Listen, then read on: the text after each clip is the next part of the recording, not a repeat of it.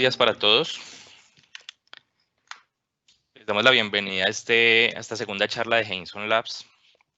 Esta charla de hoy se trata de que hablemos de arquitecturas ágiles. Ya tuvimos una primer charla relacionada con Clean Architecture. Esta se puede encontrar colgada en la cuenta oficial de YouTube del grupo empresarial Heinsohn. Allí la pueden encontrar. Nos complace mucho la participación de todos ustedes de parte de Heinsohn Business Technology como empresa de desarrollo de software y del grupo empresarial Heinsohn. Esta charla ha sido organizada por Heinsohn Labs, que como ya comentábamos la vez pasada es el área al interior de Heinsohn en la cual nosotros estamos buscando generar conocimiento abierto, buscar sinergias, no solo al interior de nuestra compañía de desarrollo, sino también hacia el exterior, contribuir con el conocimiento en el sector basado en la experiencia pues, de más de 40 años que tiene la organización en desarrollo de software y en acompañamiento a empresas de otros sectores a nivel tecnológico. Estamos ayudados logísticamente por las áreas de mercadeo y de TI de la organización de acá de Heinsohn.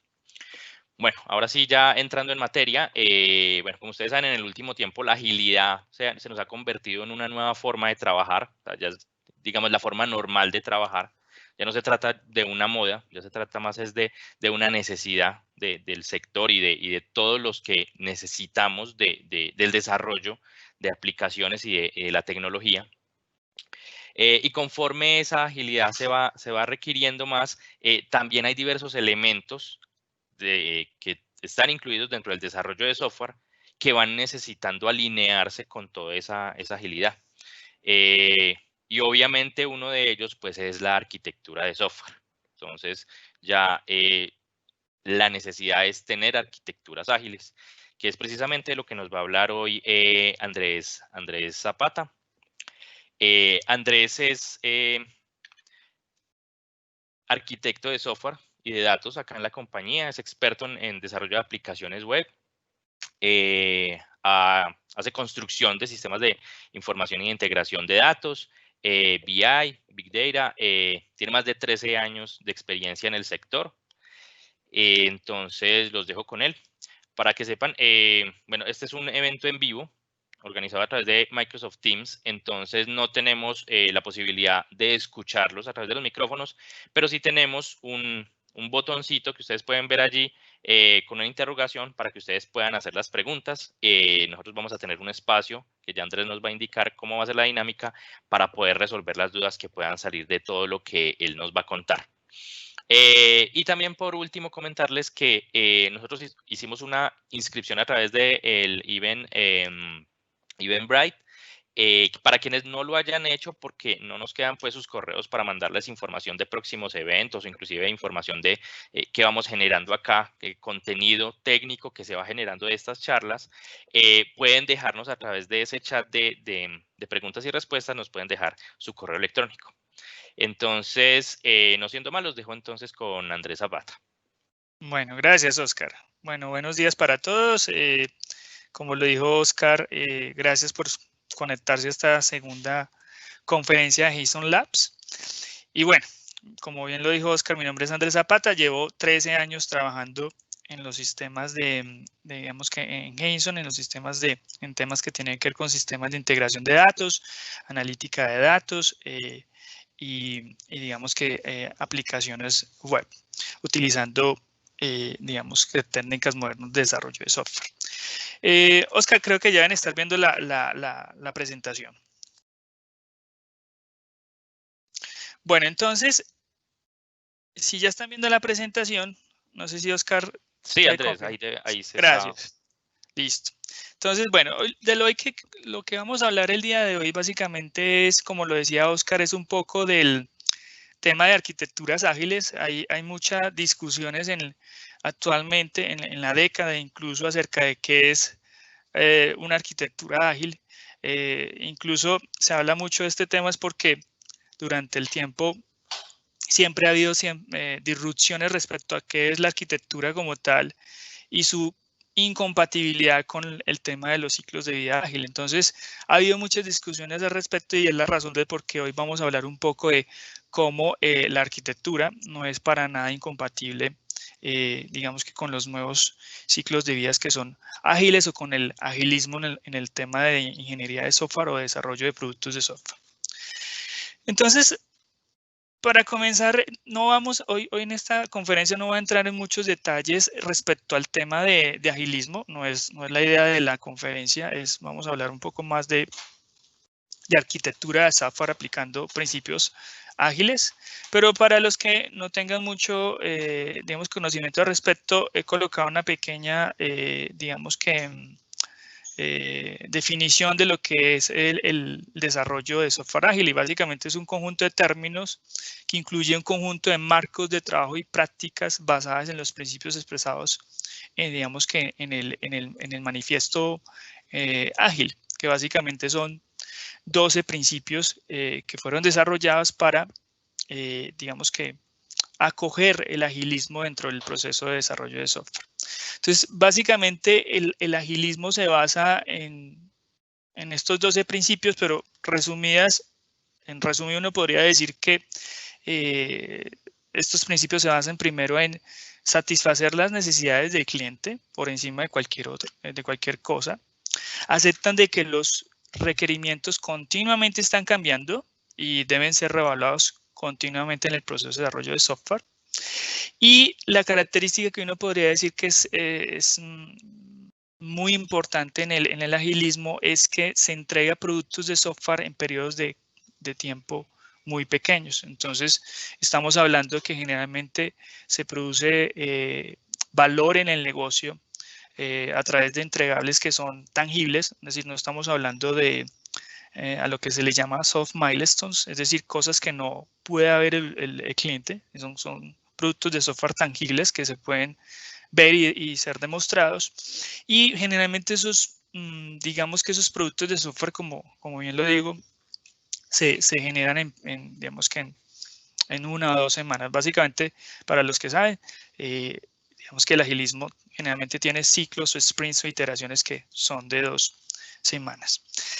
Y para más detalle los invito a que entren en internet, pueden encontrar en la página oficial del manifiesto ágil, agilemanifiesto.org, pueden encontrar estos principios con más detalles.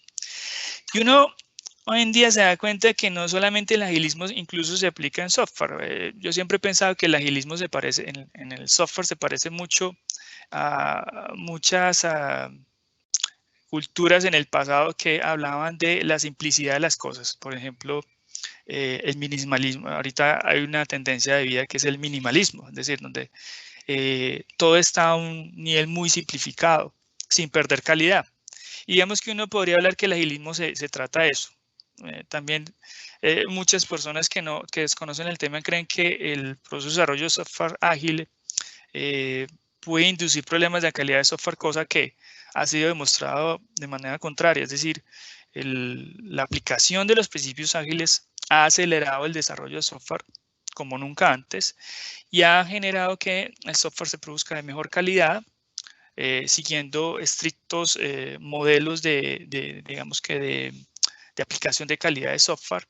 Y bueno, eso ha sido, como bien lo digo, demostrado que no es así.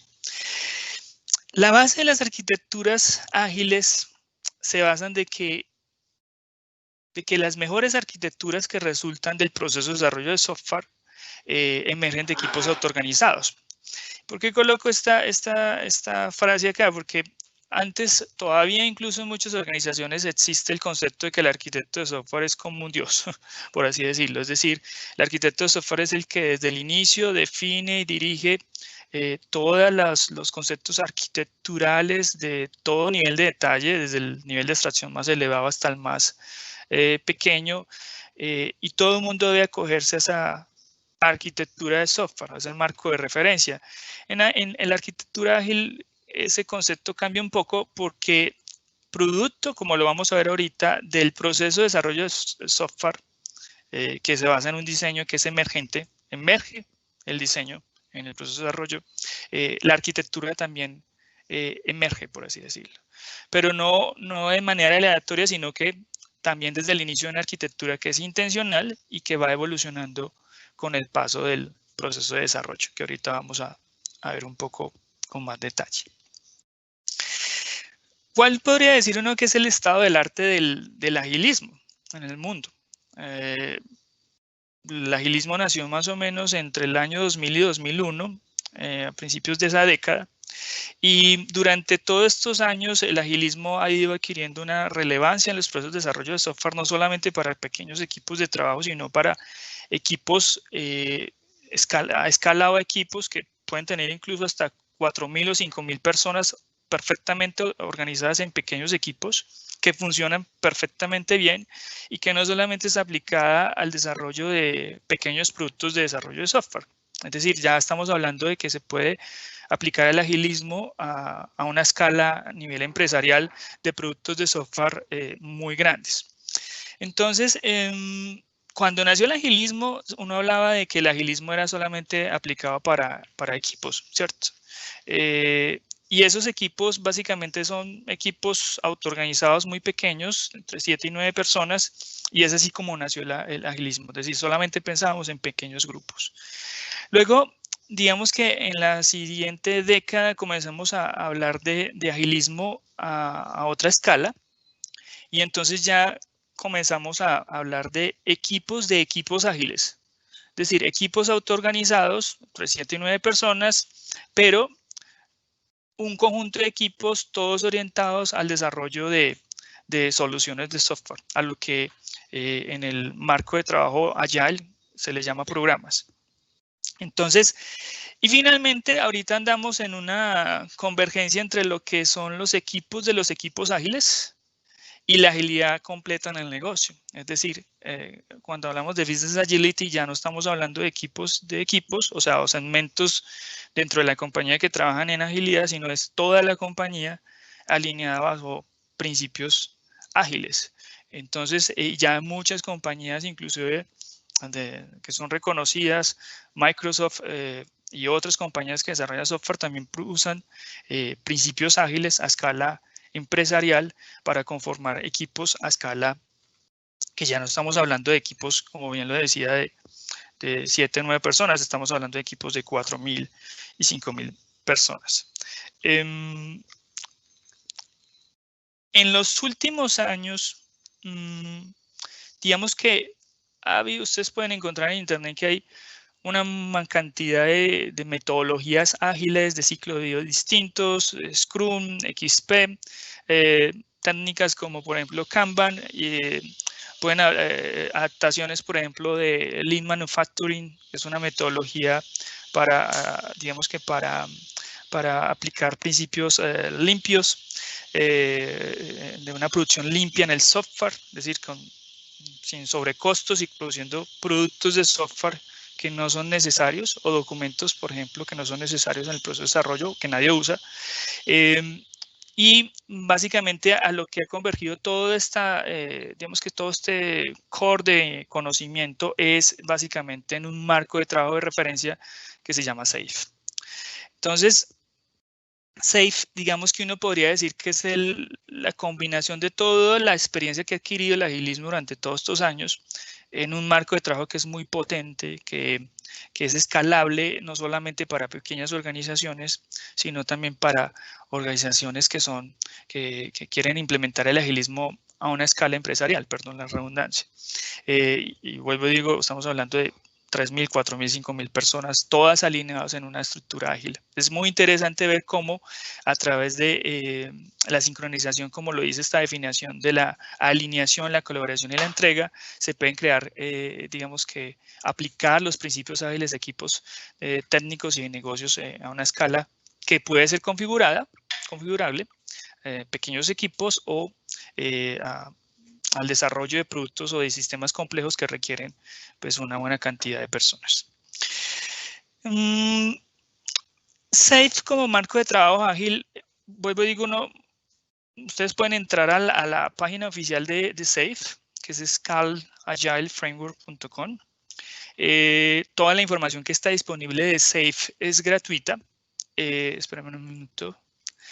Y básicamente, digamos que es una forma de ver el conocimiento distinta. Todo el conocimiento está disponible para quien quiera implementar SAFe en sus organizaciones a varios niveles. La versión más básica de SAFe es Essential SAFe. Básicamente es una versión básica cuando una organización quiere comenzar con la implementación de un modelo ágil dentro de su compañía, pero también hay versiones de SAFe que son para el Large Solutions o Portfolio Solutions o Full SAFe. El Full SAFe es básicamente cuando la agilidad es aplicada a todos los, digamos que a toda la organización.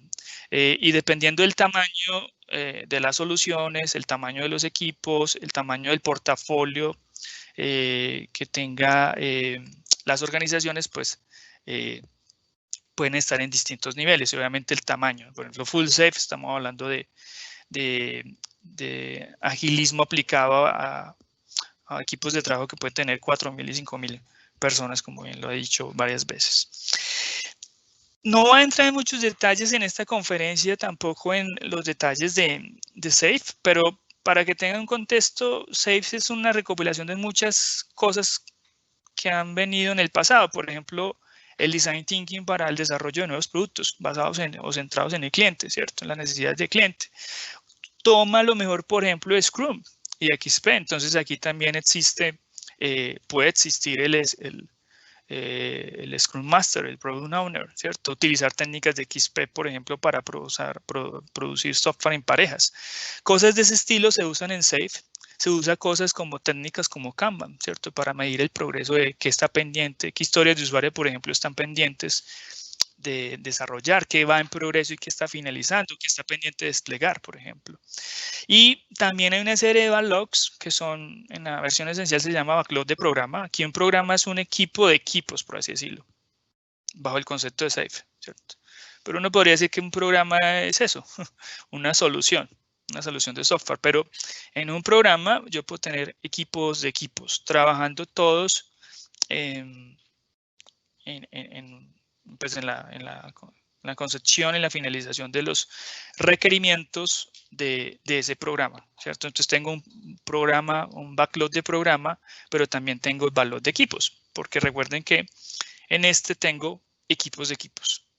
Entonces, ¿cuál es la particularidad de estos equipos de equipos? Que son equipos, como lo decía, de 7 o 9 personas, son equipos muy pequeños que entregan valor al negocio cada 2 semanas, es decir, productos de software tangibles.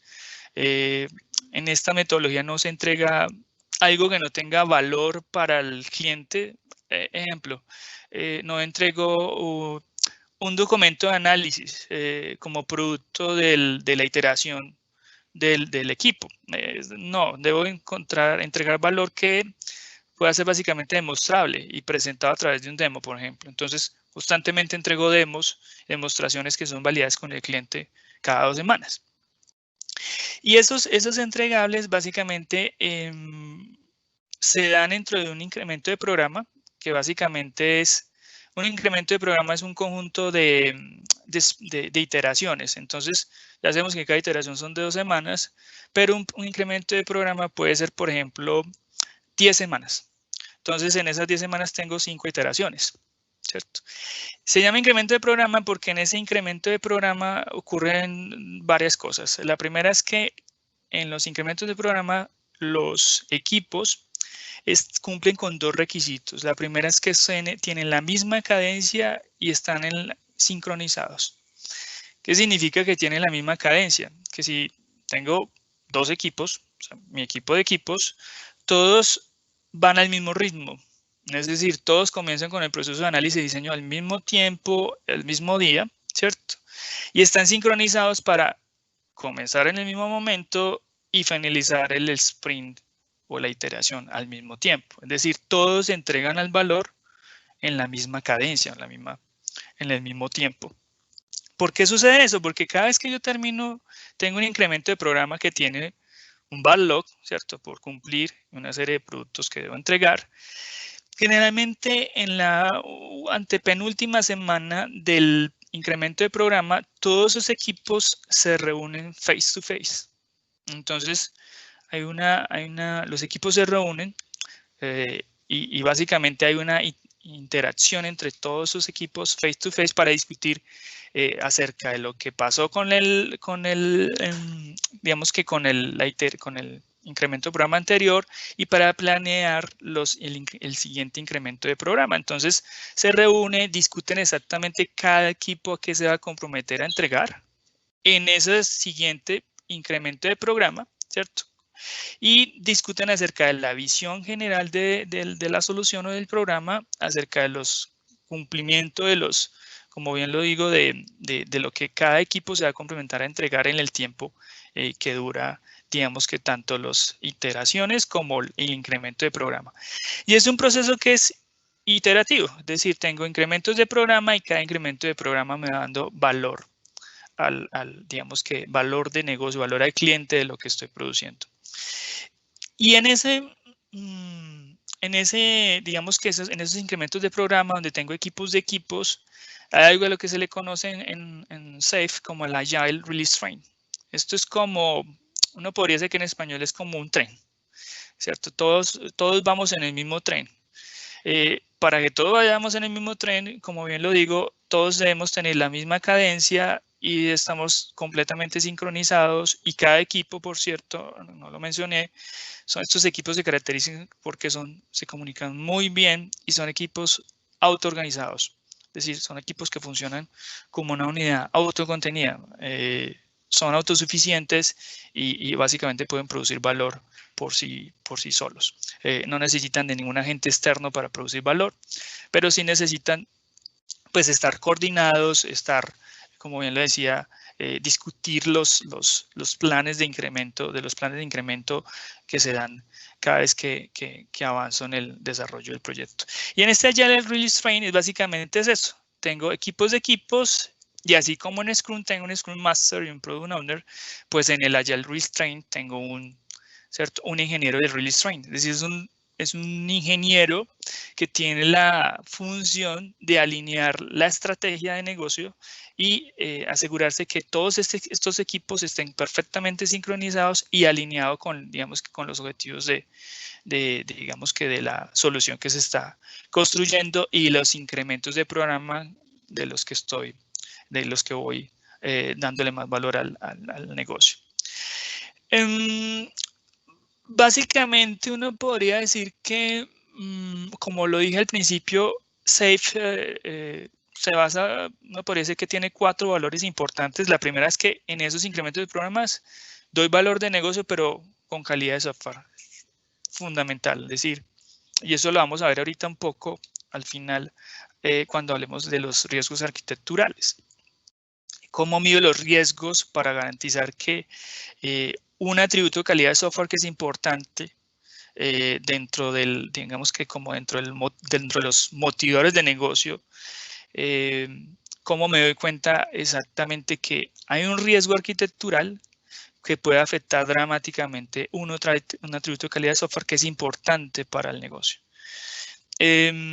Y de eso se trata, ¿cierto? De que identifique los riesgos arquitecturales para que cuando produzca software en esas pequeñas iteraciones lo produzca continuamente con mucho valor y mucha calidad. Ustedes pueden encontrar, no voy a entrar aquí, vuelvo y digo, van a dar cuenta que, por ejemplo, en el nivel esencial es este equipo de equipos y en el Large Solution aquí tengo programas, ¿cierto? Y en el siguiente nivel tengo un portafolio de programas, ¿cierto? Ya no es un programa, es decir, no tengo equipos de equipos para desarrollar una solución, sino que tengo un portafolio de programas y tengo equipos de equipos, o sea que tengo varios Agile Release Train y cada Agile Release Train tiene equipos de equipos. Tengo muchos ingenieros RTE, como se menciona aquí, y cada RTE tiene un equipo de equipos y a medida que voy, por ejemplo, en el Full SAFe, tengo otros roles, por ejemplo, el rol del arquitecto aquí, estamos hablando de un arquitecto de sistema, ¿cierto? Un arquitecto de software, por ejemplo, como el rol que tengo en Henson, ¿cierto? Que es el que define una arquitectura intencional, una arquitectura de referencia inicial que evoluciona a MR también con el equipo de trabajo. Ya no era como mucha visión de lo que tienen los arquitectos de software en muchas compañías, es que el arquitecto es el que define todo y si el arquitecto dice vámonos por acá todos, por así decirlo, metemos la cabeza por ahí, pero eso está completamente redefinido digamos que en las arquitecturas ágiles, es decir, tampoco es que desde el inicio el arquitecto no tenga la capacidad y la habilidad para definir una arquitectura inicial, ¿cierto? Pero significa que el arquitecto no vamos a invertir mucho tiempo desde el inicio para tener una arquitectura lo suficientemente estable y con el nivel de rigurosidad de detalles que necesito para poder avanzar. Sería un punto un cuello de botella muy complejo digamos que para los equipos ágiles, que recuerden que cada 2 semanas están entregando valor, ¿cierto? ¿Qué es básicamente arquitectura ágil según el Scale Agile Framework? Básicamente es un conjunto de valores, prácticas y colaboraciones que soportan el diseño evolutivo de la arquitectura en un sistema. Y ahora aquí hablan del diseño evolutivo porque, como bien decía, los arquitectos, la mayoría creen que todavía que las arquitecturas de referencia son establecidas completamente al 100% desde el inicio. Es decir, o lo tengo todo claro y no avanzo o no hago nada, pero aquí la arquitectura de software ágiles evoluciona en el tiempo a través de técnicas y modelos de diseños emergentes. Ahorita voy a hablar un poco al respecto. Y en estas arquitecturas ágiles, el tema de abrazar, por así decirlo, el DevOps es fundamental. Es decir, no podríamos hacer arquitecturas ágiles sin DevOps, es decir, sin integración continua, sin despliegue continuo, porque si no, podría tener cuellos de botellas en el ciclo de vida de desarrollo. Entonces, mi equipo de desarrollo es ágil, mi proceso de despliegue también es ágil, mi proceso de integración continua también es ágil, mis procesos de refactorización del código también son ágiles, mis procesos de inspección de código también son ágiles, etc. Y durante mucho tiempo, incluso en metodologías como CMMI, uno habla de un Big Upfront Design. ¿Qué es el Big Upfront Design? Es decir, yo incluso antes de iniciar cualquier proceso de desarrollo de software, mi diseño está básicamente desarrollado al 100%. Es decir, tengo claro todos los aspectos del diseño desde el inicio y no arranco hasta que el diseño esté finalizado. Pues aquí ese Big Upfront Design, que es producto del ciclo de vida clásico de desarrollo de software, está, pues, por así decirlo, revaluado, es decir, no es compatible con una arquitectura ágil. No tiene mucho sentido, pero tampoco tiene mucho sentido que desde el inicio no tenga una arquitectura intencional mínima para que sea la guía de todos mis equipos en todos los trenes que tengo configurados en la organización, ¿cierto? Entonces, aquí hay una discusión en Internet y es ¿cuál es el punto medio entre definir digamos que una arquitectura intencional o de referencia inicial versus permitir que la arquitectura sea refinida y que nazca basada en diseño emergente durante el proceso de desarrollo? Hay un término medio, hay muchas discusiones al respecto, creo que todavía hay mucho tela para cortar en ese sentido.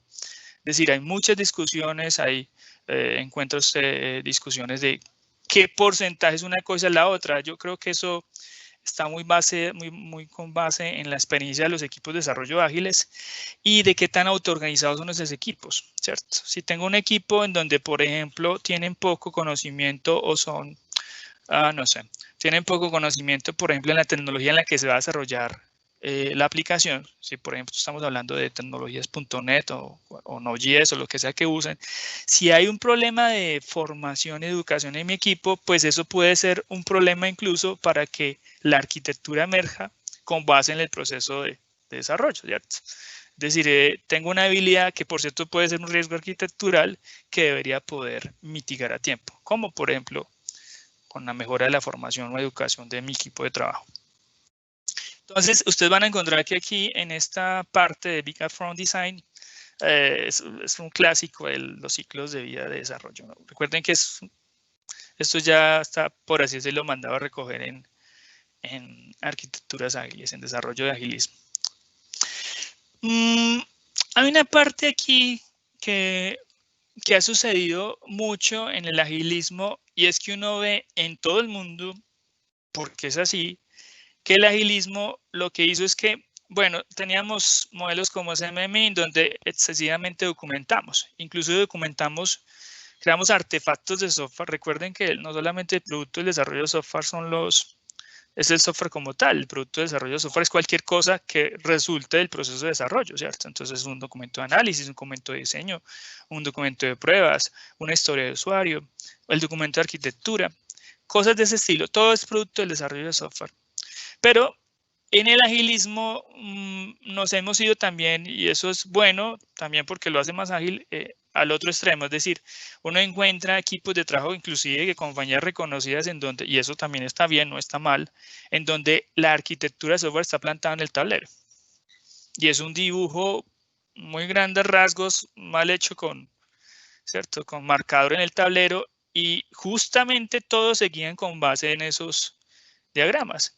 Entonces pasamos de utilizar software como en modelos como ML a utilizar el tablero y el marcador, ¿cierto? Y si ustedes ven en internet, es así. Entonces pasamos de un lado al otro. Entonces, ¿por qué ha sucedido eso? Porque digamos que la experiencia se da cuenta de que los modelos es muy estereotipados, por ejemplo, como ML, que tiene muchos tipos de diagramas, hay tipos de líneas distintas, hay tipos de componentes y diagramas.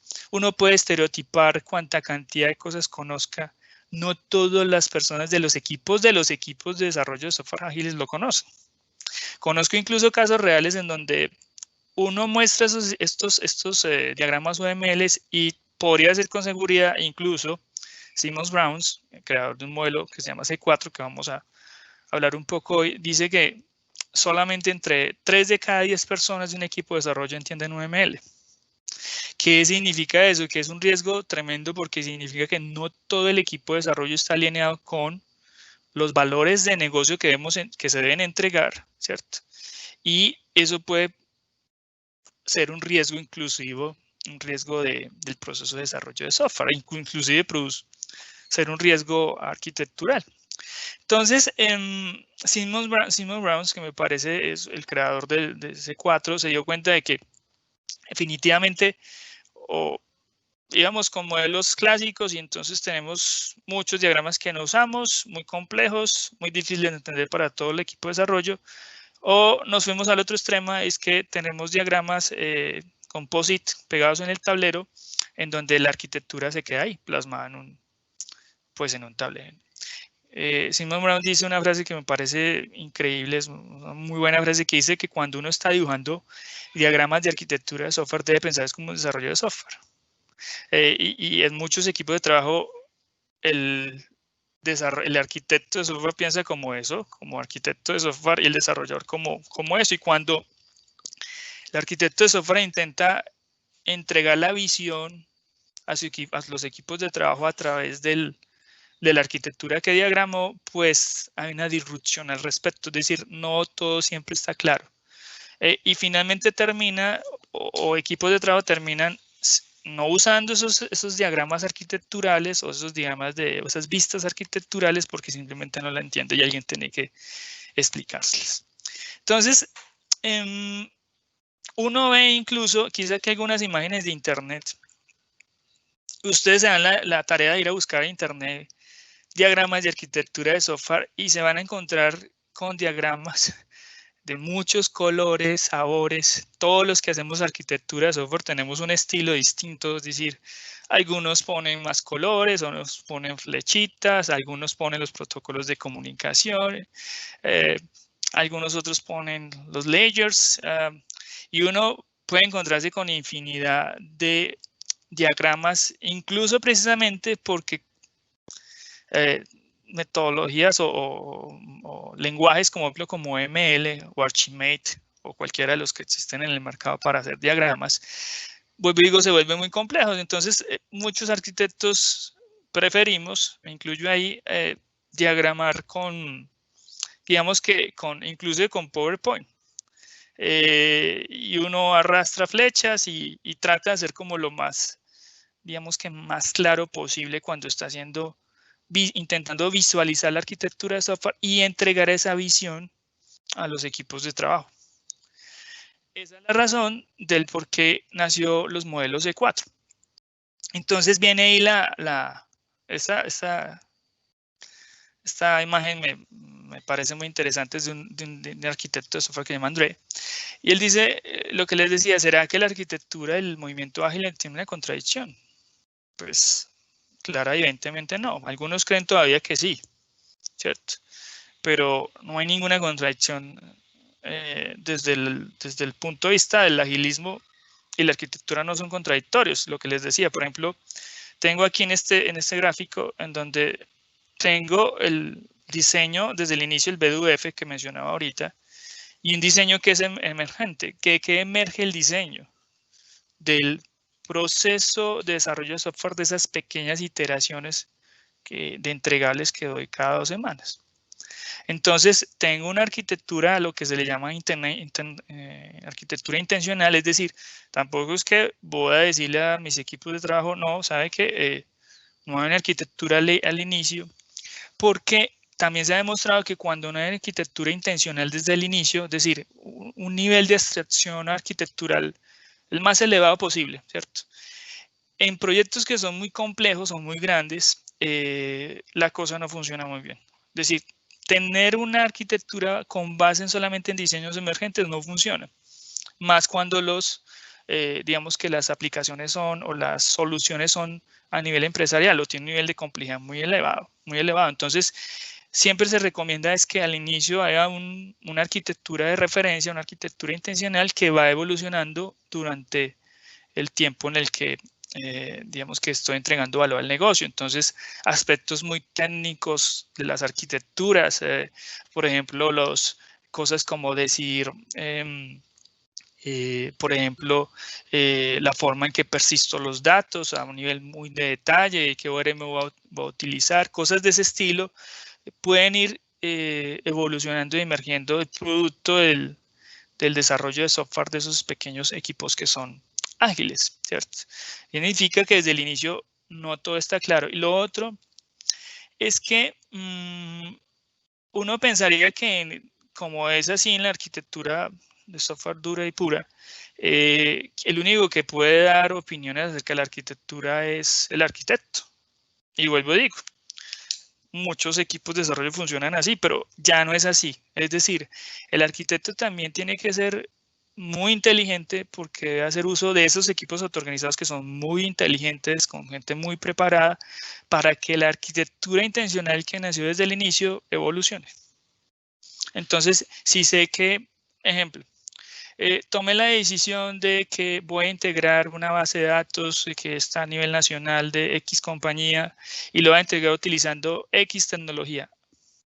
Y en la primera iteración nos damos cuenta de que una persona experta en datos, por poner un ejemplo, un desarrollador de un equipo de estos autoorganizados, sugiere que detecta que hay un riesgo arquitectural, es una deficiencia en el performance por ese estilo arquitectural definido y se da cuenta de que no es el mejor y propone utilizar otro. Entonces no era como antes que el arquitecto simplemente puede omitir esa opinión, sino es la responsabilidad del arquitecto tomar, digamos que evolucionar la arquitectura de ese diseño emergente que está a ese nivel de detalle tan técnico. Vuelvo y digo, el modelo C4 es un modelo que fue creado precisamente para poder describir, comunicar la arquitectura de software de una manera muy simple, es extremadamente simple. Hay otros modelos, pero digamos que uno podría decir que este es uno de los más relevantes en arquitecturas ágiles, este modelo para comunicar la arquitectura. Aquí hay algunas imágenes, lo que les decía, muchos arquitecturas son, y es así, incluso en las mejores compañías, en donde las arquitecturas están puestas en diagramas de tablero, y ahí se quedan, básicamente. Entonces, el C4 fue creado por Simon Browns, es un modelo para visualizar arquitecturas que son más ágiles, más fáciles de entender, tiene una nomenclatura que es muy simple. Incluso vamos a ver ahorita que cualquiera lo podría entender sin ningún problema. Básicamente el modelo C4 es un modelo basado en layers. ¿Por qué en layers? Porque todos los diagramas de arquitectura, las vistas arquitecturales están enlazadas unas con la otra. Es como cuando uno ve un mapa.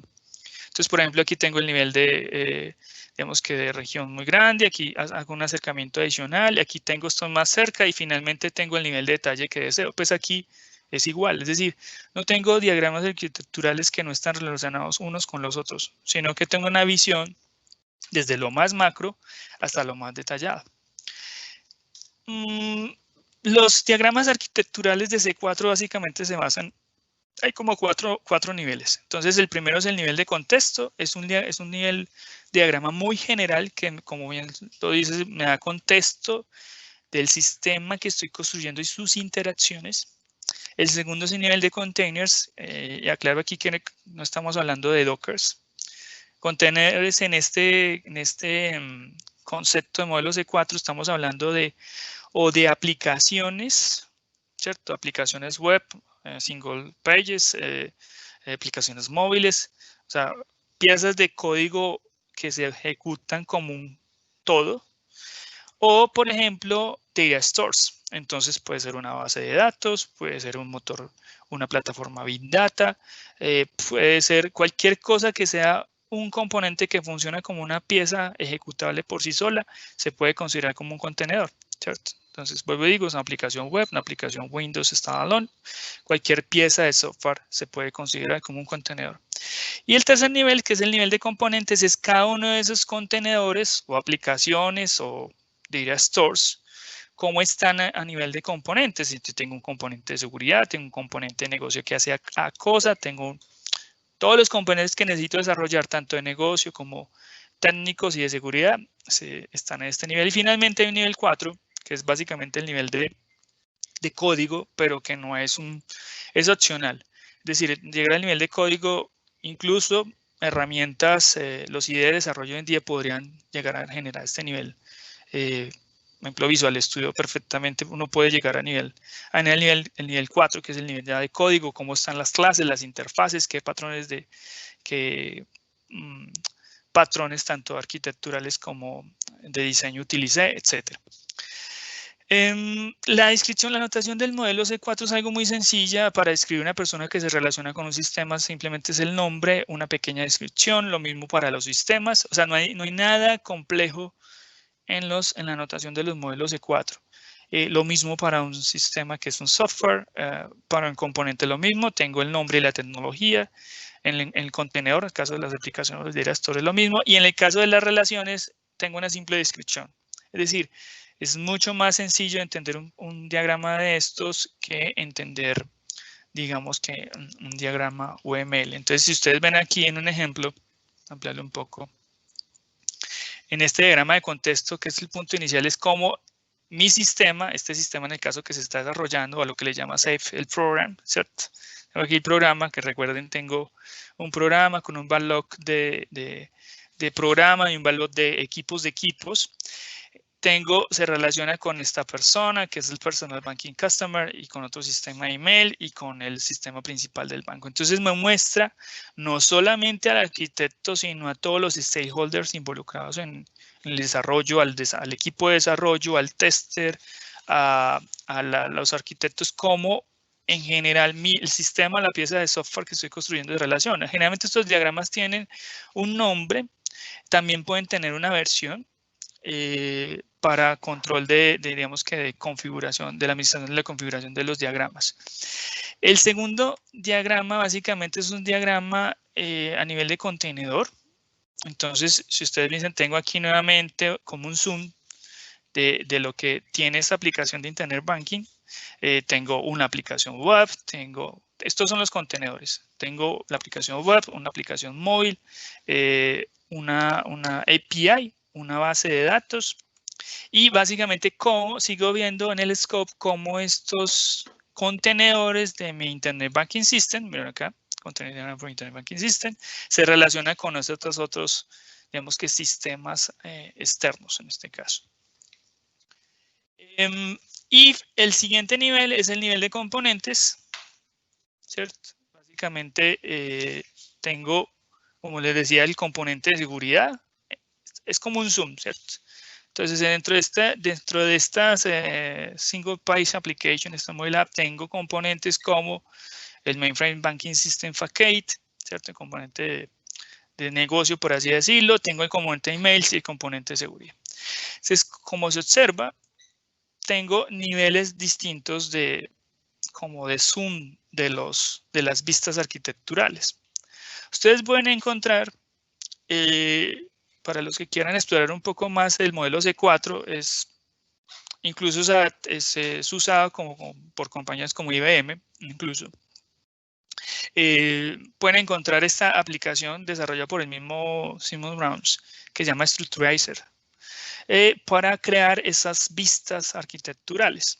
También el modelo C4 también puede ser usado para muchos arquitectos, como yo a veces usamos, por ejemplo, Enterprise Architect. También pueden utilizar Enterprise Architect. Algunos otros utilizan, por ejemplo, Archimate. Y también en sus últimas versiones pueden crear modelos C4. Entonces, en este caso, en la herramienta de Structurizer, si se fijan, voy a entrar aquí. Este es otro nivel que se llama Landscape, que es un nivel más abstracto, todavía más elevado de mi sistema, cómo se relaciona incluso con otro sistema más externo, etc.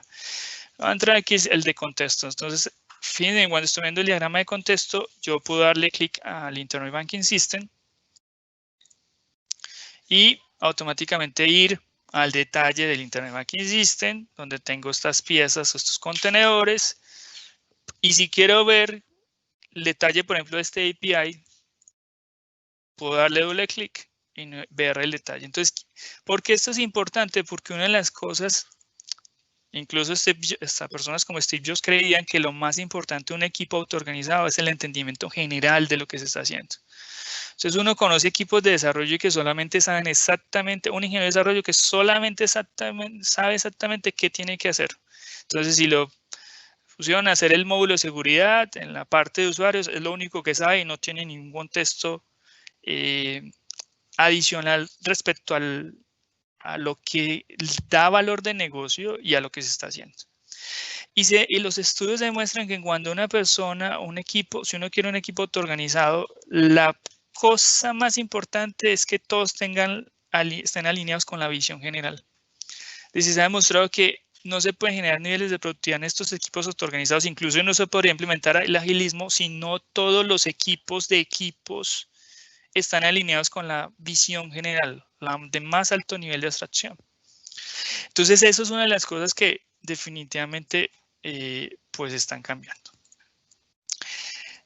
Volviendo a la presentación, estoy hablando rápido porque nos queda un poco tiempo. Finalmente, como les decía, el modelo de código no es obligatorio, pero ya existen herramientas y de desarrollos como Visual Studio, por ejemplo, que son capaces de generar este 4. También existe la posibilidad, por ejemplo, ya casi no se usa, pero muchos arquitectos lo usan, es que recuerden que estas son vistas estáticas, ¿cierto? No me muestran los cambios en el tiempo. Hay muchos arquitectos que necesitan usar, por ejemplo, diagramas que son dinámicos. Por ejemplo, un diagrama de secuencia de colaboración. También se puede hacer, o sea, también que depende de cuántos diagramas esté colocando. Incluso con el mismo C4 se puede hacer el diagrama de colaboración. Pues depende, digamos, que lo que considere el arquitecto que va a ser útil para el proceso de desarrollo de software. Entonces, no es como CMMI, por ejemplo, los modelos estándar de CMMI generalmente dicen, usted tiene que generar este documento y este documento y este documento, y estos documentos son mandatorios porque fue definido así por el plan de gestión de la configuración del proyecto. Y uno luego va y mira y observa y dice, bueno, se generó este documento que es, no sé, el documento de pruebas de programador. ¿Y cuántas personas del equipo? ¿Y eso a quién le da valor? ¿Será que le da valor a alguien? Si le da valor a alguien, pues seguramente puede ser que no. Es decir, modelos como CMMI son muy estáticos en ese sentido. Hago el documento, no me interesa si eso produce valor al negocio o no. Y eso, digamos que ya está reevaluado. Otra de las cosas que es una tendencia en arquitecturas ágiles es diagramas como código. Esto es muy nuevo, pero es muy interesante. Al igual que muchas áreas de la ingeniería de software, por ejemplo, ya vemos cosas como Infrastructure as a Code. Es decir, puedo tener scripts hechos en Shell, por ejemplo, que es un conjunto de instrucciones en donde puedo desplegar en cuestión de minutos o segundos toda una plataforma en infraestructura para hacer un entorno, por ejemplo, de producción o de pruebas para desplegar mi aplicación. Y lo puedo hacer en cuestión de nada, a través de código. Entonces, todas las tendencias actuales para el agilismo están basadas en código. Infrastructure as a code, y en este caso estamos hablando de diagramas como código. ¿Qué significa? Que realmente los diagramas son código. Y ese código puede ser renderizado a través de diferentes herramientas. Entonces, por ejemplo, aquí el mismo código, en este ejemplo, el mismo código está renderizado en 3 herramientas distintas. Una que es Graphics, que es muy famosa, Structurizer, la que desarrolló Simon Browns, y PlanoML, que también es una herramienta muy famosa para trabajar con diagramas como código. ¿Cuál es la ventaja digamos que los diagramas como código tienen muchos beneficios? La primera es que el código es más familiar para los desarrolladores. La segunda es que el mismo código puede ser utilizado para hacer un render de mis diseños o mis vistas arquitecturales en diferentes formatos. La cuarta es que el código es versionable, es decir, puedo gestionar la configuración de esos artefactos más fácilmente. ¿Qué cambios han? Debido a esa, puedo tener por ejemplo, una arquitectura intencional inicial reflejada en estos diagramas y puedo ir versionando y viendo cómo esa arquitectura intencional del inicio va ajustándose con base en el diseño que emerge, ¿cierto? Y puedo tener un control más claro de esas versiones que van cambiando en el tiempo. Y quinto, perdón, es la documentación, Living Documentation, es decir, podría tener esta documentación disponible para que todos los equipos de los equipos estén alineados con el proyecto. Y dos, es que si hay cambios por el diseño emergente, esos cambios sean fácilmente adaptados a la arquitectura.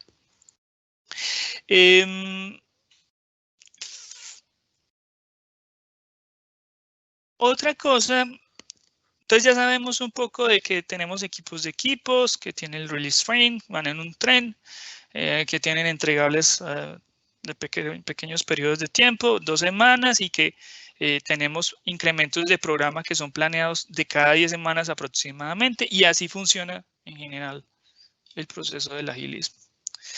Y para soportar ese proceso ágil hay lo que le llaman el runaway de la arquitectura, en el que soporto esa arquitectura con base en mis diagramas arquitecturales, ¿cierto? Que me dan la visión general de lo que tanto los stakeholders, el arquitecto y el equipo de desarrollo deben saber y conocer. Hay otra parte de ese proceso que es muy importante. Generalmente muchos arquitectos como yo hemos hecho revisiones ATAN, que son revisiones arquitecturales para determinar los aspectos o los trade-offs, se le llaman más aspectos de calidad más importantes del software, y los riesgos arquitecturales que hay producto de esa arquitectura de referencia inicial. Recuerden que aquí se sigue manteniendo una arquitectura intencional de referencia base, ¿cierto? Y es responsabilidad del arquitecto del equipo de trabajo asegurarse de que si hay riesgos arquitecturales de muy alta relevancia, esos riesgos arquitecturales sean mitigados a tiempo. Ahorita les cuento un poco de lo que son los test first cars. Son muy interesantes. Pero básicamente ocurre lo mismo en el tema de riesgos arquitecturales. Entonces, y aquí también recuerden, no estoy diciendo que no sea válido tener los diagramas en tablero. Es perfectamente válido, incluso vuelvo y digo, muchos trabajan así. Pero pues de alguna manera el agilismo también tiene que evolucionar. Entonces, mucho encuentra que después de que los arquitectos hacemos esos diagramas, luego para medir esos riesgos arquitecturales, lo que hacemos primero es que en agilismo primero se hacen los diagramas, el diagrama arquitectural, y básicamente con POSIT o notas defino en esas piezas o componentes donde hay riesgos, tanto técnicos como de negocio, ¿cierto? Por ejemplo, podría tener mis diagramas E4 y luego hacer un brainstorming, una técnica para identificación de riesgos arquitecturales, y definir dónde están esos riesgos. Esos riesgos básicamente, el primer paso obviamente es dibujar los diagramas, ¿cierto? con diferentes niveles de abstracción, como lo vimos ahorita. El segundo es identificar dónde están esos riesgos, ¿cierto? Básicamente, uno utiliza técnicas como el coloring, ¿cierto? Entonces, es riesgo alto si el papelito es rojo, si es un riesgo bajo si está en amarillo, y si es un riesgo medio si está en amarillo y un riesgo bajo si está en verde. Básicamente lo que se hace con esos riesgos es tomar el equipo de trabajo, ¿cierto? Mi equipo de trabajo, los equipos de equipos, evaluar con ellos los riesgos arquitecturales, ¿cierto? Poniendo los POSIT y básicamente luego clasificarlos, básicamente en impactos y probabilidad. Es decir, el impacto, la probabilidad es una escala, los dos ejes es una escala generalmente de 0 a 9. Entonces la probabilidad es la probabilidad de que ocurra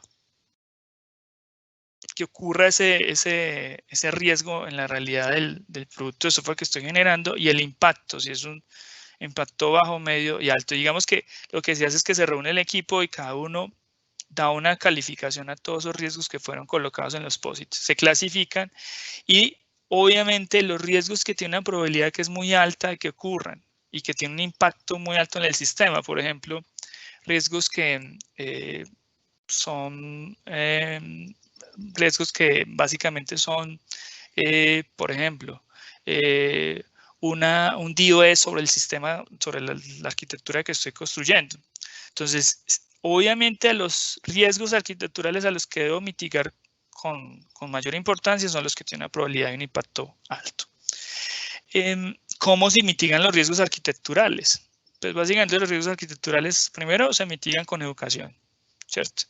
Muchos de los riesgos arquitecturales de los equipos ágiles es que hay desconocimiento de las tecnologías con las que se desarrolla el software. Ejemplo, en muchas compañías el tema de scripting, hojas de estilos o diseño es el talón de Aquiles de todo desarrollador. Entonces, si se encuentra que ese, por ejemplo, es un riesgo arquitectural y que puede producir retrasos en el proceso ágil de desarrollo, pues debe ser mitigado. O la segunda es, por ejemplo, escribiendo código. Muchos arquitectos como yo soy más de ese estilo, es que cuando hay un riesgo arquitectural técnico muy complejo, uno lo que hace es hacer o experimentos o pruebas de concepto, proof of concept. Es decir, pequeñas porciones de código que prueban que o funciona la cosa bien, es decir, no hay un riesgo arquitectural al que le debo poner importancia, o efectivamente es un riesgo arquitectural. Ejemplo, una integración de datos que lee 100.000 registros o 100.000 mensajes por segundo. ¿Será que la arquitectura o el componente que vale esos mensajes los va a procesar tiene la capacidad de hacerlo a ese nivel? Puede ser que producto de esta matriz de riesgos arquitecturales se den cuenta que eso es importante y que debe ser validado con una prueba de concepto o con un experimento. Y finalmente, rework, es decir, pues si definitivamente el riesgo es muy importante y las pruebas demostraron, los experimentos, que no es el camino, pues simplemente lo que hay que hacer es que pues cambia la arquitectura, ¿cierto? Básicamente es eso. Finalmente quería mostrarles por acá.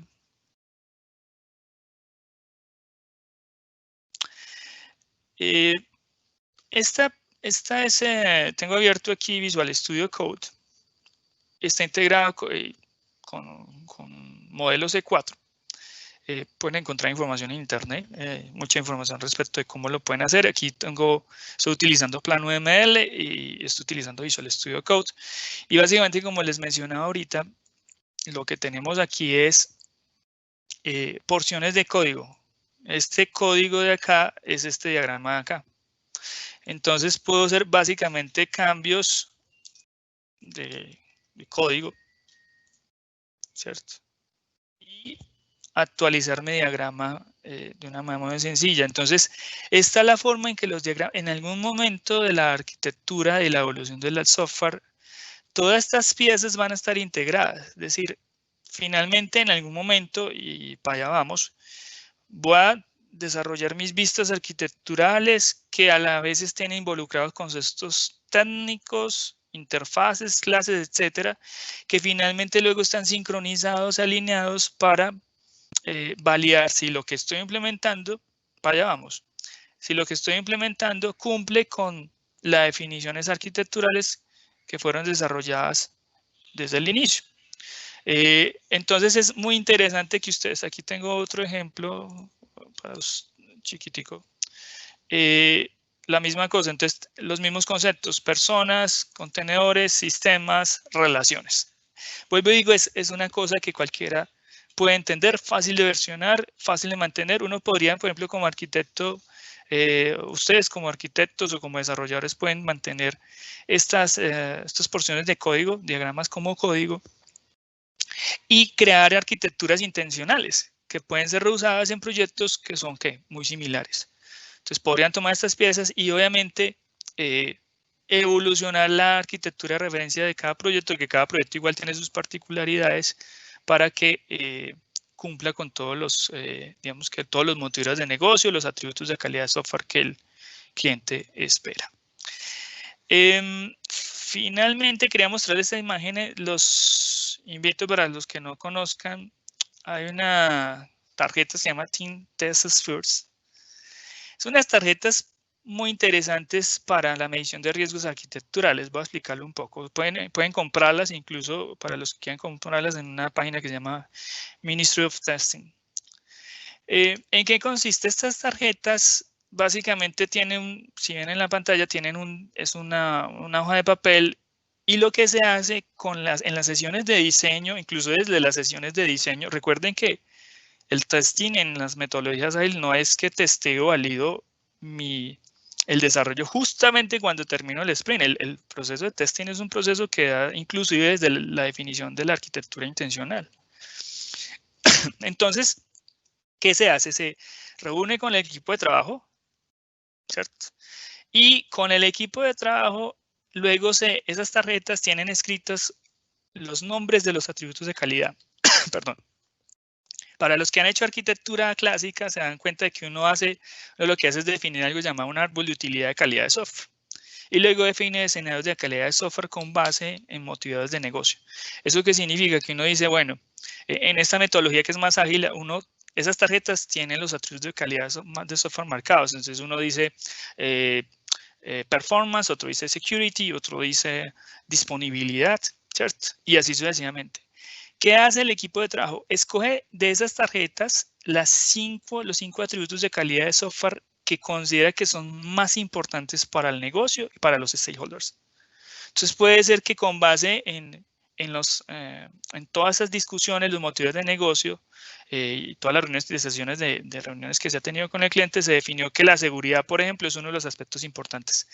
Cada una de esas 5 tarjetas, 6 tarjetas se colocan en este diagrama, ¿cierto? Aquí, por ejemplo, aquí pusieron 6. Generalmente ponen 5 o 6 tarjetas en este diagrama.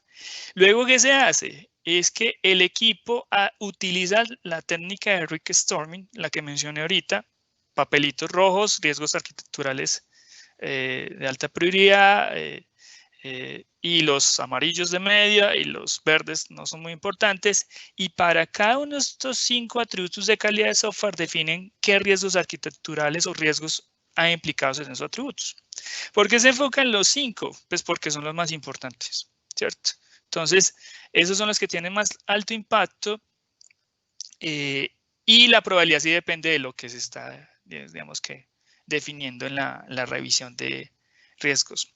Entonces, es una metodología muy interesante, es como una mejora al clásico de Rick Storming, y funciona súper bien. Porque vuelvo y digo aquí, estas sesiones son cortas, son sesiones muy interesantes, son cosas que se pueden hacer en periodos de corto tiempo. De eso se trata el agilismo, y no, por ejemplo, ojo que no estoy diciendo que no sea igual de útil utilizar, por ejemplo, ATAN. Yo he utilizado ATAN. Es una metodología mucho más robusta, pero tiene muchas cosas para llegar a algo muy similar. Obviamente, ojo que no estoy diciendo que ATAN sea malo, eso depende de como la visión de cada arquitecto, pero cosas como este estilo, básicamente usted puede llegar a la misma conclusión de los trade-offs y los riesgos arquitecturales que son más importantes para el producto o el programa de software que estoy produciendo. No Siendo más, creo que podríamos estar, Oscar, a la sesión de preguntas. No sé si hay preguntas en este momento. Sí, Andrés. Sí, tenemos varias. Bueno, tenemos acá una primera. Dice, ¿cómo manejar el gobierno y evitar la lógica repetida en múltiples servicios o aplicaciones? Esa es una muy buena pregunta. Uno de los principios de inclusive desde la arquitectura, pero que ha adquirido total y suma importancia en las metodologías ágiles, es a lo que le llamamos la refactorización y la ingeniería y la reingeniería de procesos. Pero la refactorización, incluso hay técnicas como el Test Driven Development, habla de que generalmente uno produce piezas de software que inicialmente no son perfectas. Es decir, en el caso del TDD, pueden explorar un poco más en internet, habla de que lo primero que el diseño se basa en la definición de las pruebas iniciales. Y en ese caso, la forma en que se produce el código no es la cosa más importante del inicio. Es decir, puede ser que el código, como bien preguntan, sea código que esté repetido, puede ser que, y no solamente en el TDD, pues en cualquier diseño de software puede ser que esté produciendo software, piezas de software que se parecen, ¿cierto?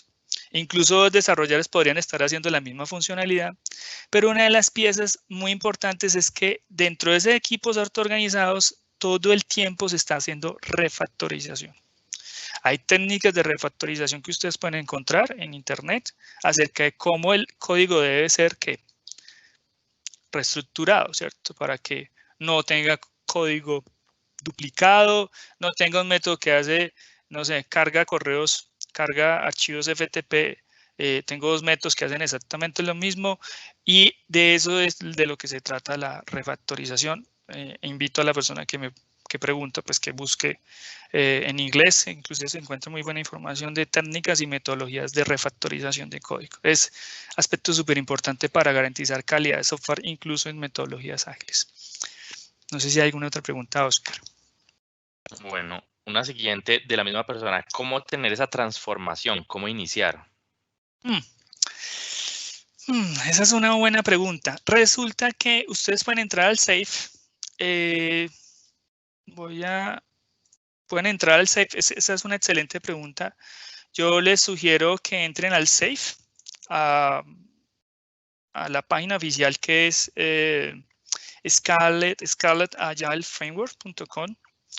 Y lo que se recomienda para una compañía que quiere iniciar con procesos ágiles es iniciar con la versión esencial, ¿cierto? No, obviamente va a ir a ustedes organización a decir, vamos a hacer agilismo a todos mis equipos de trabajo en todas las soluciones. Ejemplo, Microsoft tiene 50 soluciones distintas, tengo Excel, tengo PowerPoint, pues no, debo comenzar con la versión esencial, un solo programa específico con un equipo y luego equipos de equipos, ¿cierto? Para ver cómo la cosa funciona. Si usted entra voy a compartir otra vez mi pantalla rápidamente.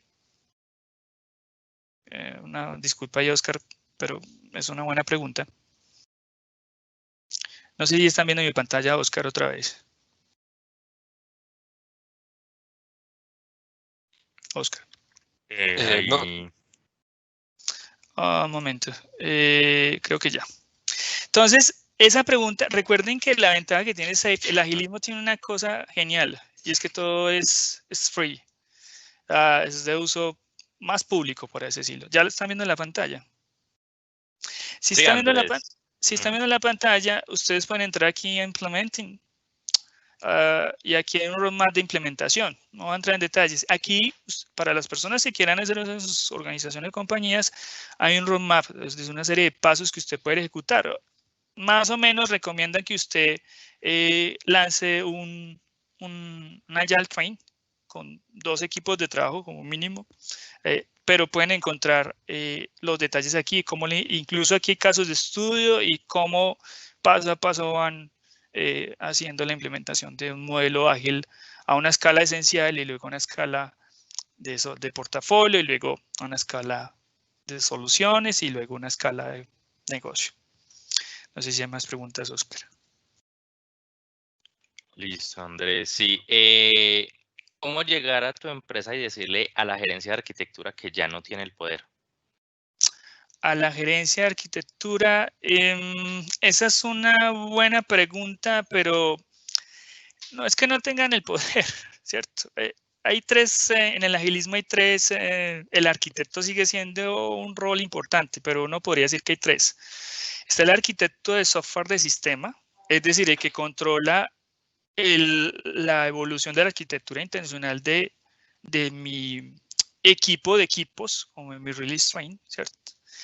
Hay un arquitecto de soluciones que es el que controla el portafolio de soluciones de los programas que estoy desarrollando, es decir, que controla todos los trenes, por así decirlo. Y finalmente está el arquitecto de soluciones, que está más adelante. El arquitecto sigue teniendo una versión fundamental, incluso. Lo que pasa es que no necesariamente el arquitecto sigue teniendo el rol de crear y diseñar una arquitectura intencional, pero tiene que confiar también en los equipos de trabajo de que esa arquitectura puede emerger y evolucionar con base en el conocimiento de esos equipos que son autoorganizados, ¿cierto? Entonces no es que pierda el control, no lo pierde, pero sí darle la oportunidad a los equipos de trabajo de que también opinen y participen y den sus ideas para que la arquitectura evolucione en el tiempo. Entonces, no es perder el control, pero sí es tener una versión más de... en Ágil la comunicación es importantísima. Producir valor por el valor que cada persona tiene es clave. Es decir, no es que deje de perder la relevancia, sino es y digamos que el control, por así decirlo, de lo que sucede en el proyecto a nivel arquitectural, sino es darle la oportunidad que otros también, pues, digamos que el equipo de desarrollo también, la arquitectura emerja de ese conocimiento, de ese proceso de desarrollo. No sé si hay más preguntas. Perfecto. Bueno, sí, señora, hay varias. Esta otra, ¿cómo generar un lenguaje común entre equipos y no tener que explicar el diagrama cada vez que ingresa un nuevo integrante? Esa es una buena pregunta y como les decía ahorita, si ustedes vieron, yo hice una explicación muy pequeña de los diagramas. Si ustedes entran en internet se van a dar cuenta que esos diagramas están tan sencillas que cualquier ingeniero de sistemas con un conocimiento básico de la programación orientada a objetos pueden entenderlos. Incluso esa es la idea, ¿cierto? Ahora, entender todas las decisiones que se tomaron en la arquitectura intencional, sí o sí definitivamente necesita digamos que una proceso de educación inicial. O sea, nadie puede pretender que incluso no se recomienda, por cierto, que si yo tengo un equipo autoorganizado en el inicio, ese equipo cambie. Y tampoco se recomienda que si, por ejemplo, tengo un equipo que tiene una iteración asignada de 2 semanas, ese equipo desde el inicio no tenga claro qué es lo que se está haciendo, no tenga claro todos los niveles de abstracción del valor que debo dar y tampoco se recomienda que los requerimientos en la iteración cambien. Porque eso ¿qué hace? Pues causar mucho ruido. Obviamente no es que no se pueda hacer, pero en la medida que sea posible, ese tipo de cosas no deberían suceder. Es decir, usted tiene un equipo ágil autoorganizado y que está produciendo algo en 2 semanas y se le ocurrió a la semana que ingresar a otra persona. Eso no, lo que causa es más ruido que beneficios en el proceso de desarrollo de software ágil. Entonces, mi recomendación ahí es que sí o sí, si llega una nueva persona, no puede estar una iteración que está en ejecución, ¿cierto? Y sí, definitivamente, pues debe haber una alineación desde el inicio. Eso es como cuando Steve Jobs incluso decía lo mismo. Si alguien entra en los equipos de trabajo de Steve Jobs, cada vez que entraba una persona nueva, esa persona tenía que entrar en un proceso de formación desde cero, del conocimiento del nivel de abstracción más elevado hasta el más pequeño. Porque incluso en los equipos autoorganizados no tener ese nivel de conocimiento de cada equipo, ¿cómo permitirle a los equipos de desarrollo que participen de una arquitectura que evoluciona con ellos sin el conocimiento de todos los niveles de abstracción de lo que se está haciendo? Ejemplo, lo que decía ahorita. No creo que un ingeniero de software que solamente conoce cómo funciona el módulo de seguridad del sistema que se está construyendo va a poder aportar algo a la arquitectura que emerge del proceso de desarrollo. Entonces, sí o sí, la respuesta es, es un proceso de educación desde el inicio, pero si se hace bien desde el inicio, no debería haber mucho impacto en las iteraciones de los equipos. Vuelvo y digo, no recomiendo pues, que hagan eso durante el proceso en el que un sprint esté en curso. No tiene mucho sentido, causa muchos problemas. No sé si hay más preguntas, Oscar. Perfecto. Bueno, sí, señor, otra. ¿Esa documentación en un tablero qué tan útil puede ser después de N años? O si otra área va a soportarla y no tener que terminar documentando mucho tiempo al final del proyecto. Esa es una muy buena pregunta y es la razón de por qué el agilismo evolucionó durante las últimas décadas, ¿cierto? Recuerden que el agilismo ha tenido un camino duro porque los ciclos de vidas ágiles dominaron el proceso de desarrollo de software durante mucho tiempo. Entonces el agilismo, como bien lo mencionaba desde el inicio, desde el año 2000 ha adquirido relevancia. Muchos todavía incluso creen que agilismo no es indicativo de calidad, y cosa que es falsa. Y básicamente eso ha sido pues revaluado con el paso del tiempo. El agilismo sí es calidad y sí se puede producir software digamos que de mucha calidad, de mucha consistencia, siguiendo estándares que incluso son mejores y más productivos que los que tienen las metodologías ágiles. Entonces ha tenido un camino muy difícil, pero podría decirle al respecto de que de eso se trata. Por ejemplo, modelos como C4, que son muy recientes, están surgiendo precisamente para que no se queden los diagramas en el tablero, ¿cierto? Incluso lo que hacen, para contestar esa pregunta, es tomar fotografías. Y esas fotografías de los tableros se versionan y se guardan, ¿cierto? De tal manera que lo que no suceda es que se pierda la información de la arquitectura.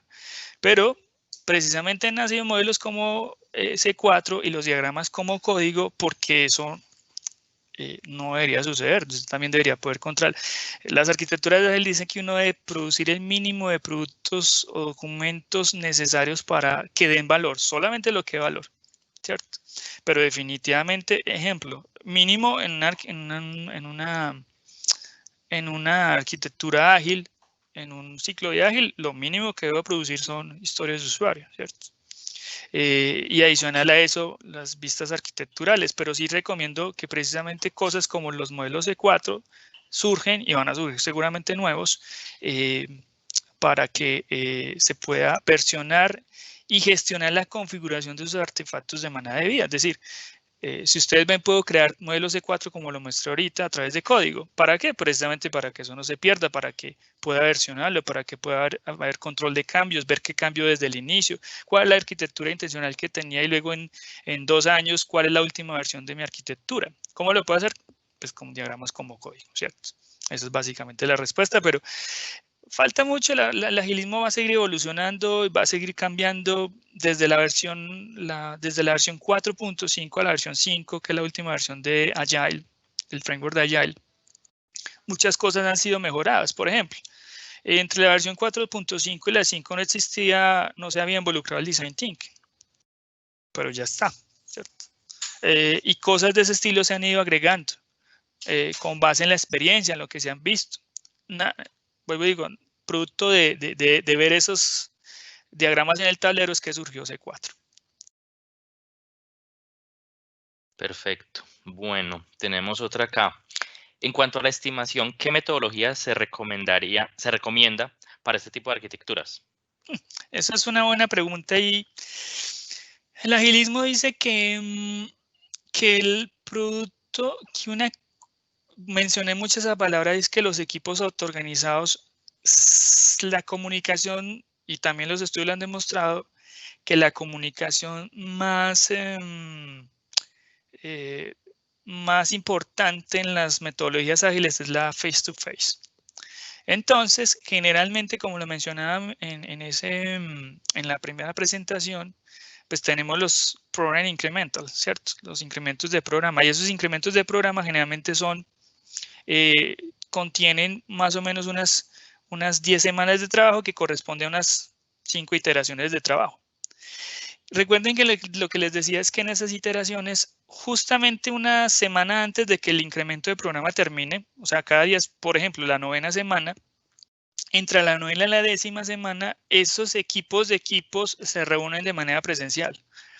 Es decir, todo el mundo está, todos juntos, todos justo evalúan cuál era el backlog del programa en general, cuál era el valor que tenían los equipos de equipos y cada uno cuál era responsable y qué cosas sí se terminaron como fue planeado. Y se planea, ahí está una fase que para que la persona que pregunta puede buscar también en internet, que es el Program Incremental Planning. Es toda una metodología para la planeación de esos incrementos, cómo se estima, cómo evalúo qué es lo que se va a cumplir, pero básicamente en esas estimaciones se reúnen, en esa reunión de los Program Incremental se reúnen los equipos y definen con base a la visión que tiene el arquitecto incluso de software y el de soluciones o todos los que estén involucrados, qué es a lo que se van a comprometer a entregar. Y se usan técnicas como por ejemplo el Planning Poker. Si no lo han escuchado, es una metodología en donde dos personas expertas con base en su experiencia estiman estiman el tiempo que van a tomarse en hacer esos requerimientos del valor del equipo, ¿cierto? En esas 2 semanas. ¿A qué se van a comprometer? Pero se utilizan cosas como el Planning Poker. En Henson utilizamos todavía estimación basada en puntos funcionales. Y no es que eso no se pueda hacer, pero es una metodología de estimación que toma mucho tiempo, ¿cierto? Entonces tenemos puntos funcionales para medir las cajas de texto, las tablas de la aplicación, es una aplicación web, los reportes que genero, el número de entradas, el número de salidas, si tengo que exportar a Excel, si no, entonces tengo que definir una cantidad de puntos funcionales para, digamos que, poder medir el esfuerzo del proyecto. Pero aquí, como son pequeñas iteraciones, se basa más en la experiencia de ese equipo autoorganizado, por lo que se usan cosas como el Planning Poker. Invito a la persona que pregunta pues que busque Planning Poker en internet y va a encontrar mucha información al respecto. Bueno, Andrés, otra pregunta. Tenemos muchas ahí para que miremos cómo vamos con el respecto al tiempo y también pues para que podamos terminar a tiempo. Bueno, ¿el nivel de container sería como un diagrama de despliegue o ahí podríamos utilizarlo? No, son 2 cosas distintas. Sí, se puede utilizar, incluso el diagrama de despliegue se puede usar, incluso es muy recomendado que se haga el diagrama de despliegue, pero no es el mismo diagrama de contenedor. El diagrama de contenedores son piezas de software. Entonces, si tengo una aplicación web, si tengo una aplicación móvil, pero fíjense en que en ese diagrama no hay un nivel de detalle de dónde están desplegados. Y sí, es muy recomendable que adicional al diagrama de contenedores haya un diagrama de despliegue si es necesario. No, son los mismos. Invito a la persona que pregunte que entre a la página oficial del C4 Model, c4model.com, y va a encontrar cómo crear diagramas de despliegue sobre C4. Ok. ¿Hay una base para el diseño de las estrategias arquitectónicas en las metodologías ágiles? Sí, básicamente hay una... Eso es muy relativo, pero la respuesta base es sí. Para los que quieren buscar un poco más, hay algo a lo que los arquitectos le llamamos estilos arquitecturales. No se encuentra mucho en español. Yo le invito a la persona que me pregunta eso, es un tema enorme, es muy grande, que entre a la página del Software Engineer Institute y en la página del Carnegie Mellon Institute, perdón. Y ahí va a encontrar, hay un libro que se llama Software Architecture Guidance. Es un libro que habla acerca de los estilos arquitecturales que pueden ser usados para crear arquitecturas de referencia iniciales. Ejemplo, hay una cosa que se llama Heartbeat, que es como latido de corazón. Entonces, por ejemplo, eso es un estilo arquitectural que se usa en sistemas operativos, pero podría mencionar muchos distintos estilos arquitecturales que se usan con base en, digamos que para crear arquitecturas de referencia iniciales, pero eso depende de muchas cosas. Por ejemplo, el SAFe habla de los enablers, habilitadores, perdón. En arquitectura de software clásica se habla de motivadores de negocios. ¿Eso qué significa? Que mucho de lo que la arquitectura de referencia que estoy diseñando se basa en lo que debo cumplir como valor de negocio para el cliente. Ejemplo, Es que me reuní con el cliente y él dice que se van a conectar 1000 usuarios y que esos 1000 usuarios deben conectarse concurrentemente y conectarse en menos de un segundo a la aplicación. Entonces, cosas como esas, esos son enable o motivador de negocio, son importantes para el diseño y la definición de la arquitectura de referencia. No va a ser una arquitectura de referencia, y yo soy arquitecto.net, por ejemplo, si tengo que procesar 10 millones de registros en una hora, ni por el berraco, por así decirlo, utilizaría una cosa como Entity Framework, ¿cierto? ¿Por qué? Porque mi experiencia me dice que arquitecturalmente no podría tener arquitectura de referencia porque Entity Framework no está desarrollado para procesar un volumen de información tan elevado, ¿cierto? Entonces, sí, básicamente esa es como la situación al respecto. No sé si hay más preguntas. Ok, sí, señor. ¿Cómo cambiar el paradigma de las empresas que aún la decisión de la arquitectura o posibles fallas de arquitectura la controla la persona que crea la arquitectura? ¿Y cómo lograr que los arquitectos creen arquitectura junto con el equipo de trabajo? Sí, a él le recomiendo 2 cosas. La primera, experimentando. Nadie ha podido cambiar de un paradigma, nadie cambia de paradigmas, por ejemplo, estos paradigmas que están muy arraigados a la arquitectura de software en Colombia, no van a cambiar sin la experimentación. De eso sí estoy completamente seguro. Es decir, tienen que lanzarse a crear un pequeño equipo, un piloto que funcione con, digamos que con mecanismos ágiles, ¿cierto? Simplemente hablándolo en el papel y diciéndolo, no, porque básicamente digamos, incluso esto está muy relacionado con el tema de transformación digital. Y la transformación digital, la estadística dice que menos del 30% de las compañías, incluso en el mundo, son exitosos en sus procesos de transformación digital, incluyendo el cambio de paradigma como este, ¿cierto? Pasar, por ejemplo, de un modelo clásico a un modelo como ágil, pero definitivamente la forma es experimentando. Incluso los invito a leer, que lean algo que se llama, en la presentación lo mencionaba. Hay una cosa que se llama, una metodología que se llama Lean Startup, que es para la creación de nuevos productos, y crear innovación en las compañías. El Lean Startup está muy asociado con esto, con el agilismo. Entonces, definitivamente es tomando el roadmap, por ejemplo, de SAFe, para crear una versión esencial de equipos de desarrollos ágiles, experimentando y probando. A eso hay que invertirle dinero y esfuerzo, pero definitivamente la mejor forma es experimentando y viendo los resultados y viendo cómo funciona y qué piezas hay que ajustar y qué funcionó bien y qué no, qué hice. Eso es básicamente el camino a hacer. Bueno, Andrés, las 2 últimas, por respeto al tiempo de todos, aunque acá nos quedaríamos todo el día. Bueno, respecto a la documentación, ¿qué importancia tienen los documentos MD, Markdown, al interior de un equipo de trabajo ágil? ¿Un equipo de trabajo que utilice Scrum no necesariamente es ágil? No entendí muy bien esa pregunta, no sé si me la repite. Respecto a la documentación, ¿qué importancia tienen los documentos MD, Markdown, al interior de un equipo de trabajo ágil? ¿Un equipo de trabajo que utilice Scrum no necesariamente es ágil?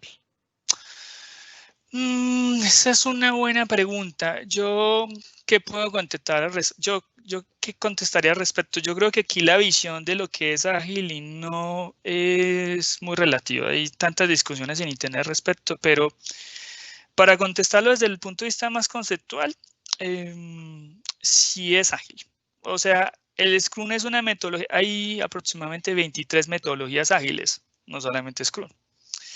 Y esas 23 metodologías ágiles hablan de que siempre y cuando se cumpla con los principios del agilismo, los 12, estamos hablando de una metodología ágil. Entonces, uno por defecto, desde el punto de vista más conceptual, uno podría decir que sí estamos hablando de una metodología ágil. Ahora, que en la realidad eso puede suceder, está por verse, ¿cierto? Existen equipos Scrum que no son ágiles. Definitivamente, debido a que o no tienen el conocimiento de la tecnología en la que se está desarrollando, o porque definitivamente la arquitectura intencional que se está creando no está clara, o porque definitivamente los motivos de negocios por lo que el proyecto nace y se desarrolla tampoco están claros, o porque las especificaciones de las historias de usuario tampoco lo son.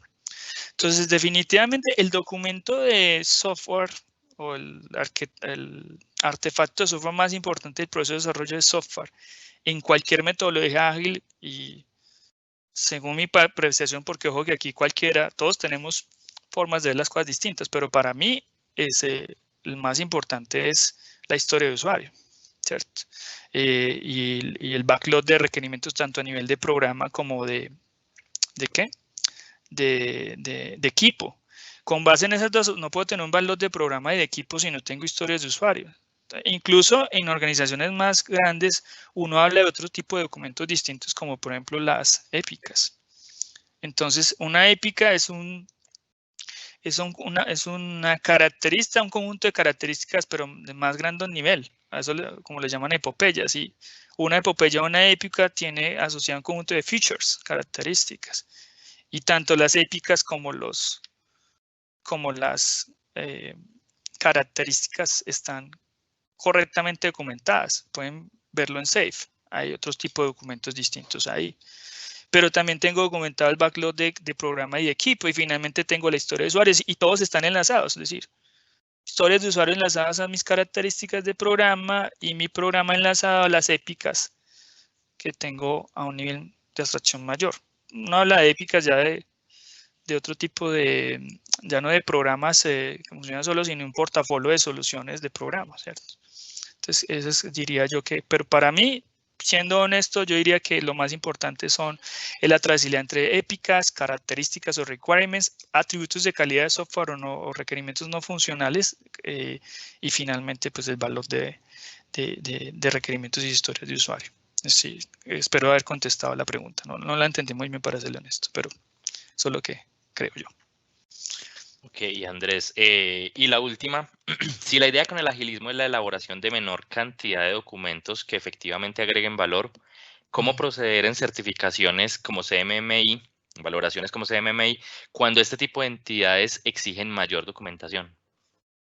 Sí, definitivamente no hay una incompatibilidad entre una cosa y la otra. Y la razón es porque yo creo que el agilismo, yo creo que una cosa que le pasa a las organizaciones de hoy en día es que somos muy de eso, dice el agilismo que está muy por encima la calidad de software, el valor de negocio por los temas contractuales. Y para mí eso incluye el tema incluso de certificación, no, aunque por ejemplo, para los que estén interesados, ya existen cosas como el Agile Coaching Institute, un instituto donde ustedes pueden certificarse como coaches de Agile. Y también existen certificaciones para gerentes de proyecto en Agile. Para los que estén interesados, hay una certificación que se llama PMI-ACP, que es una certificación para formar gerentes de proyectos en Agile, ¿cierto? Es decir, todos alineados con la estrategia de Agile, pero en este momento, como bien lo dice, digamos que no hay ninguna entidad certificadora que valide que, por ejemplo, usted implementó Scale, el framework de SAFe, de la manera correcta y que, digamos, que en qué escala de madurez están Agile. No existe todavía eso porque, nuevamente, como lo digo, el agilismo es algo que apenas está intentando formalizar, darle más piezas, más cosas. Tengan en cuenta que el agilismo nació en el año 2000. Llevamos solamente 20 años de agilismo.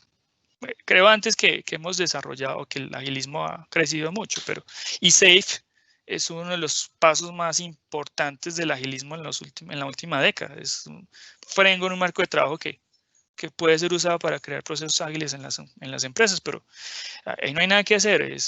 Te metes completamente al agilismo, te quitas de la cabeza que es más importante tener el conocimiento de tener una certificación, algo que valide que está en un nivel de madurez X o Y. ¿Por qué? Porque se ha demostrado los niveles de productividad, de calidad de software, la velocidad de la adaptación al cambio de los requerimientos. Ustedes pueden encontrar estudios en internet cuántos beneficios tiene, inclusive el impacto en los costos, cómo disminuyen con procesos ágiles bien diseñados, con equipos de trabajo súper organizados, súper inteligentes, que tienen un conocimiento de lo que se está haciendo tremendo, y se ha demostrado con con creces de que no lo supera ni siquiera teniendo un nivel de madurez CMMI en sus últimos niveles. Y eso que yo soy más de la formación yo me formé con CMMI y con procesos iterativos como clásicos como Rational Unified Process. Entonces, es por eso que le digo y sé que definitivamente es un riesgo. No hay nada que hacer. Tomar el agilismo es un riesgo, pero creo que es un riesgo que vale la pena. Listo, Andrés, excelente. Muchísimas gracias, Andrés. Ya esa fue la última pregunta. Pues yo le quiero agradecer por el tiempo y por compartirnos todo este conocimiento. Ojalá lo podamos tener en una próxima oportunidad, en otra charla acá con Heinsohn Labs.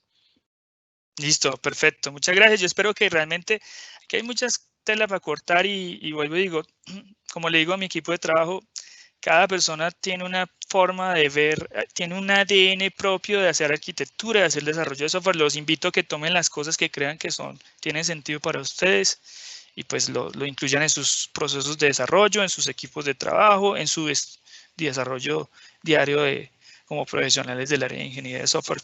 Recuerden que aquí no hay nada escrito y todo puede ser posible. Y bueno, muchas gracias, Andrés, por la invitación, Oscar.